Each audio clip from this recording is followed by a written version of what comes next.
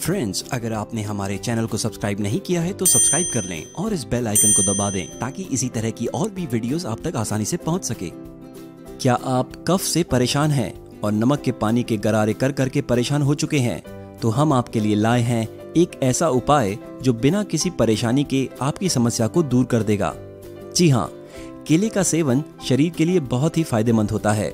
इसे खाने से एनर्जी के साथ साथ भरपूर मात्रा में विटामिन ए, विटामिन बी और मैग्नीशियम मिलता है।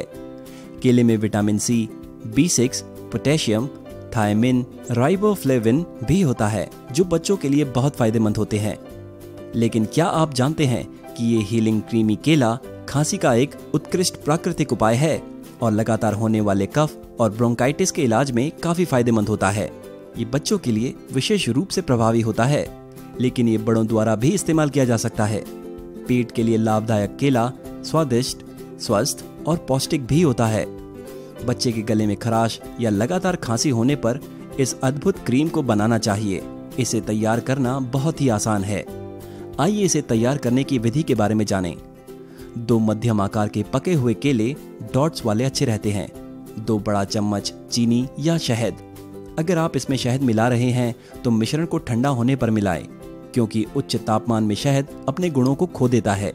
400 मिलीलीटर उबलता पानी। केले लेकर छिलका निकाल लें, फिर इसे चम्मच और कांटे की मदद से मैश करें।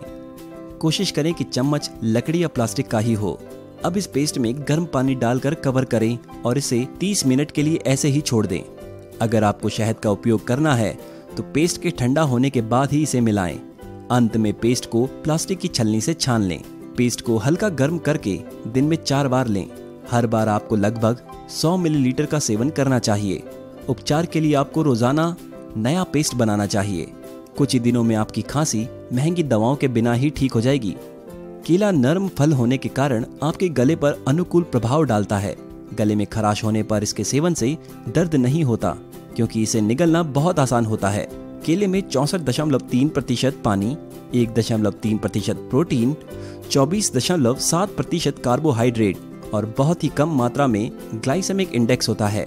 इस उपाय का इस्तेमाल करने से पहले एक बार अपने चिकित्सक से सलाह अवश्य ले लें।